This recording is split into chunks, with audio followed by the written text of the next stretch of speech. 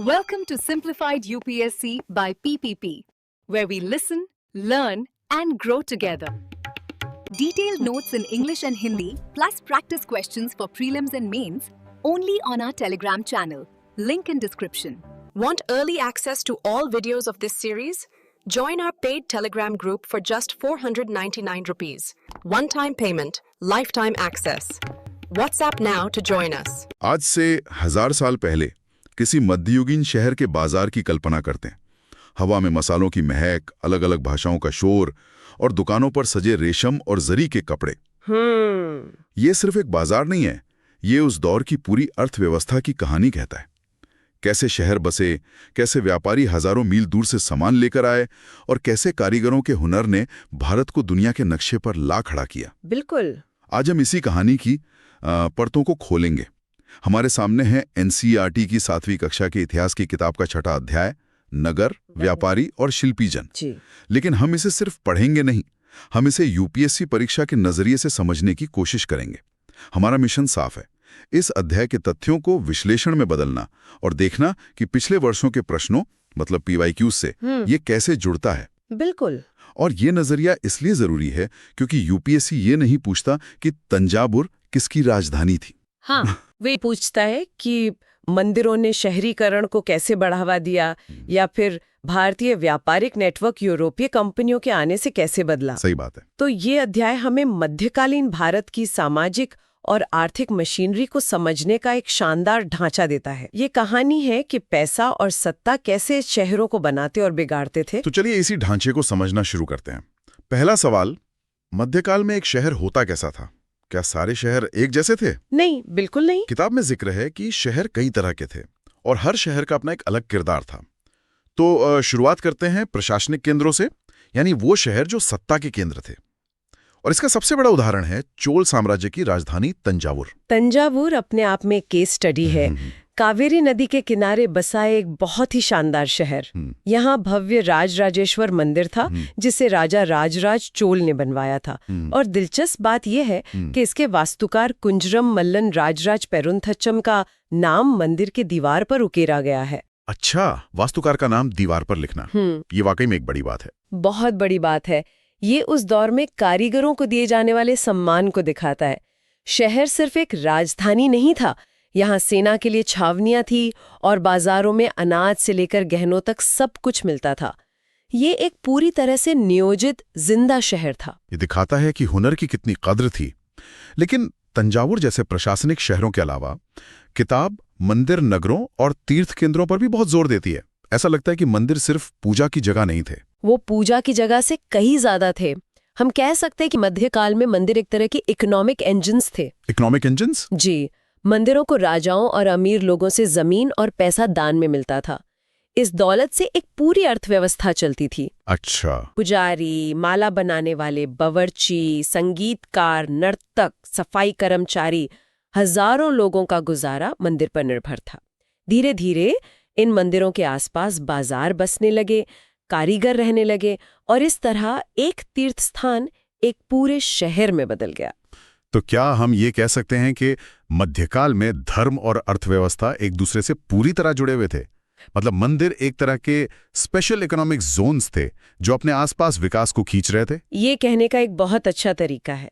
वो बिल्कुल economic zones की तरह काम कर रहे थे। वो सिर्फ धार्मिक केंद्र नहीं बल्कि सामाजिक और आर्थिक जीवन के भी केंद्र थे।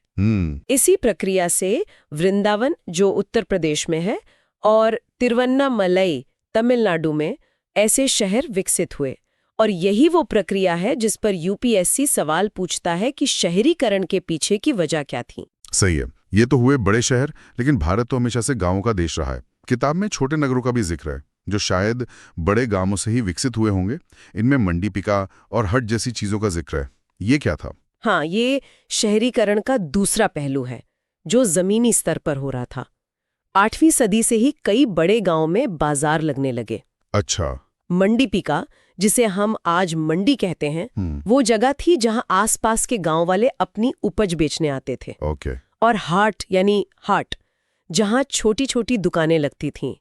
ये सिर्फ एक बाजार नहीं था, ये राज्य के लिए टैक्स इकट्ठा करने का एक संगठित जरिया भी था। मतलब टैक्स कलेक्शन भी यहीं से होता था? जी, अक्सर कोई सामंत या जमींदार यहाँ एक छोटा किला बना लेता था और इन व्यापारियों और कारीगरों पर टैक्स लगाता था। यहीं से छोटे गांव धीरे धीरे कस्बों में बदलने शुरू हुए। तो एक तरफ मंदिर और किले शहरों को बसा रहे थे और दूसरी तरफ ये छोटी मंडियां गांवों को कस्बों में बदल रही थीं। लेकिन किसी भी शहर की असली जान तो उसके बाजार होते हैं। इन बाजारों में कौन लोग थे, व्यापार को चला कौन रहा था? व्यापार की दुनिया भी बहुत विविध थी। एक तरफ छोटे छोटे फेरी वाले थे जो गांव-गांव घूमकर सामान बेचते थे, तो दूसरी तरफ घोड़ों के सौदागर जैसे बड़े व्यापारी भी थे। लेकिन इनमें सबसे दिलचस्प किरदार बंजारों का है।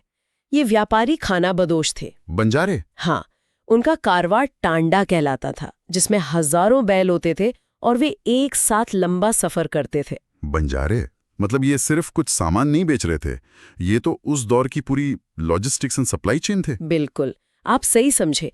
अलाउद्दीन खिलजी जैसे शासक शहरों के बाजारों तक अनाज पहुंचाने के लिए इन्हीं बंजारों पर निर्भर थे। ये सेना के लिए भी रसद पहुंचाते थे। मतलब ये मध्यकालीन भारत के ट्रांसपोर्टर्स थे। सही कहा। लेकिन व्यापार सिर्फ ऐसे अकेले समूहों तक सीमित नहीं था, ये बहुत संगठित था। संगठित मतलब उस दौर में भी ट्रेड यूनियंस या गिल्ड्स हुआ करते थे? हाँ, और ये बहुत ताकतवर थे। 8वीं सदी के बाद से ही व्यापारियों ने अपने हितों की रक्षा के लिए संघ बना लिए थे, जिन्हें गिल्ड या श्रेणी कहते थे। अच्छा। दक्षिण भारत में मणिग्रामम और नाना देसी जैसे गिल्ड बहुत प्रसिद्ध हुए। ये सिर्फ भारत के अंदर ही नहीं, बल्कि दक्षिण पूर्व एशिया और चीन के साथ भी बड़े पैमाने पर व्यापार करते थे। ये दिलचस्प है कि व्यापारियों के अपने संघ थे। क्या इसका मतलब यह है कि उस वक्त के राजा महाराजा भी इन व्यापारिक संघों पर निर्भर थे? मतलब क्या इनकी कोई राजनीतिक ताकत भी होती थी? यकीनन। ये गिल्ड सिर्फ व्यापार नहीं करते थे, ये अपने नियम बनाते थे, कॉन्ट्रैक्ट लागू करवाते थे और कई बार तो राजाओं को कर्ज भी देते थे। अरे वाह! इनकी अपनी सेनाएं भी होती थीं जो व्यापारिक मार्गों की सुरक्षा करती थीं। इनकी मर्जी के बिना कोई राजा आसानी से व्यापार पर नए टैक्स नहीं लगा सकता था। समझ गया। और आगे चलकर चेटियार और मारवाड़ी ओसवाल जैसे समुदाय जो देश के प्रमुख व्यापारिक समूह बने, उनकी जड़ें इन्हीं संगठित व्यापारिक परंपराओं में थीं। तो हमने शहरों का ढांचा समझ लिया, व्यापारियों के नेटवर्क को देख लिया। अब बात करते हैं उन चीजों की जिनके लिए ये शहर और व्यापारी जाने जाते थे, यानी कारीगरी और शिल्प। जी। यूपीएससी ने इस पर सीधे सीधे सवाल पूछे हैं। जैसे 2014 के एक प्रश्न में पारंपरिक साड़ियों के लिए प्रसिद्ध नगरों के बारे में पूछा गया था, जिनमें कांचीपुरम जैसे शहरों का जिक्र था। और यही इस अध्याय की खासियत है। ये हमें बताता है कि मध्यकालीन भारत कारीगरी का एक पावर हाउस था। हर शहर की अपनी एक खास पहचान थी। जैसे बीदर के कारीगर तांबे और चांदी में जड़ाई का काम करते थे। हाँ, बिदरी। बिल्कुल, वो इतना मशहूर हुआ कि उस शिल्प का नाम ही बिदरी पड़ गया। ये तो मेक इन इंडिया का मध्यकालीन वर्जन लगता है, जहाँ एक जगह की पहचान नहीं उसके हुनर से बन गई। बिल्कुल सही। और ये हुनर किसी एक व्यक्ति तक सीमित नहीं था, ये पूरे समुदायों में पीढ़ी दर पीढ़ी आगे बढ़ता था। जैसे पांचाल या विश्वकर्मा समुदाय, जिसमें सुनार, कांसेकार, लोहार, राजमिस्त्री और बढ़ई शामिल थे। ये लोग मंदिरों, महलों और तालाबों के निर्माण के लिए रीढ़ की हड्डी थे। सही बात है। इसी तरह सालियार या कैकोलार जैसे बुनकर समुदाय इतने समृद्ध हो गए थे कि वो मंदिरों को भारी दान दिया करते थे। चोल काल की कांस्य प्रतिमाएं तो आज भी भारतीय मूर्ति कला का सर्वश्रेष्ठ नमूना मानी जाती हैं। ठीक है, तो अब तक हमने शहर, व्यापारी और शिल्प, इन तीनों पहलुओं को अलग अलग समझा। अब किताब हमें 3 बड़े शहरों की केस स्टडी देती है, हम्पी, मसूलीपट्टनम और सूरत। ये तीनों ही क्यों? इनमें क्या खास था? क्योंकि ये तीनों शहर मध्यकालीन भारत के व्यापार और शहरी जीवन के 3 अलग-अलग चरणों और पहलुओं को दर्शाते हैं। अच्छा। ये हमें एक पूरी कहानी बताते हैं कि कैसे स्वदेशी व्यापारिक केंद्र उभरे और फिर कैसे यूरोपीय शक्तियों के आने से सब कुछ बदल गया। तो चलिए एक एक करके इन शहरों की कहानी समझते हैं। शुरुआत करते हैं हम्पी से, विजयनगर साम्राज्य का दिल। हम्पी कृष्णा तुंगभद्रा बेसिन में स्थित था और 14वीं से 16वीं सदी तक विजयनगर साम्राज्य का केंद्र था। इसकी सबसे खास बात इसकी किलेबंदी थी। किलेबंदी? जी, इसमें गारे या चूने जैसी किसी जोड़ने वाली चीज का इस्तेमाल नहीं हुआ था, बल्कि शिलाओं को आपस में इंटरलॉक करके फंसाया गया था। वाह! ये वास्तुकला का एक अद्भुत नमूना है। और शहर अपने आप में एक व्यापारिक केंद्र था। यहाँ के बाजारों में मुस्लिम सौदागरों, चट्टियों और पुर्तगालियों जैसे यूरोपीय व्यापारियों का तांता लगा रहता था। लेकिन इतनी मजबूत किलेबंदी और समृद्ध व्यापार के बावजूद हम्पी का पतन बहुत तेजी से हुआ। 1565 में तालीकोटा की लड़ाई के बाद ये शहर उजड़ गया। इससे हमें क्या सबक मिलता है? इससे हमें एक बहुत महत्वपूर्ण बात पता चलती है। हम्पी की पूरी समृद्धि और अस्तित्व एक अकेली राजनीतिक शक्ति पर टिकी थी, विजयनगर साम्राज्य पर। बिल्कुल। जैसे ही वो शक्ति खत्म हुई, शहर भी वीरान हो गया।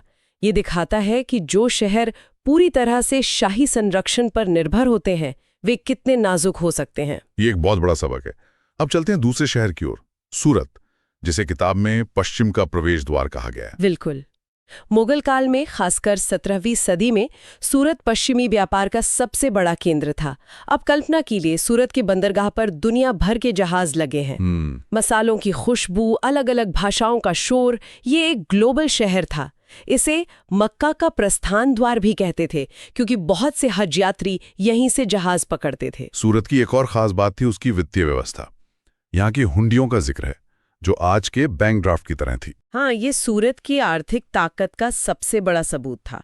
यहाँ काठियावाड़ी सेठों और महाजनों की बड़ी बड़ी साहूकारी कंपनियां थीं। अच्छा। सूरत में जारी की गई हुंडी को आप हजारों मील दूर मिस्र के काहिरा, इराक के बसरा और बेल्जियम के एंट्रोप के बाजारों में भी भुना सकते थे।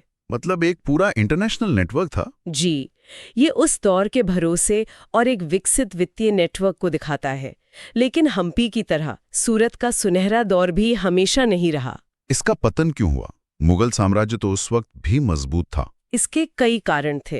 पहला, मुगल साम्राज्य का धीरे धीरे कमजोर होना।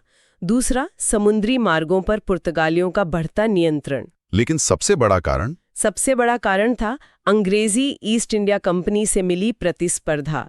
कंपनी ने 1668 में अपना मुख्यालय बंबई, यानी आज के मुंबई में बना लिया। अच्छा। उन्होंने जानबूझकर व्यापार को सूरत से खींचकर बंबई की तरफ मोड़ दिया। इससे सूरत का महत्व कम होता चला गया। तो ये एक प्राकृतिक पतन नहीं था। बिल्कुल। ये एक सोचा समझा स्ट्रेटेजिक शिफ्ट था। बिल्कुल, एक सोचा समझा बदलाव। अब आते हैं तीसरे शहर, मसूलीपट्टनम पर। इसका नाम ही बताता है कि ये एक बंदरगाह रहा होगा। हाँ, मछली बंदरगाह नगर। ये कृष्णा नदी के डेल्टा पर स्थित था और 17वीं सदी में पूर्वी तट का एक बड़ा व्यापारिक केंद्र था। इसकी लोकेशन इतनी स्ट्रेटेजिक थी कि डच और अंग्रेज दोनों ही इस पर नियंत्रण चाहते थे। तो यहाँ सत्ता का समीकरण कैसा था? सूरत तो मुगलों के अधीन था, मसूलीपट्टनम किसके नियंत्रण में था? यहाँ गोलकुंडा के कुतुबशाही शासकों का राज था।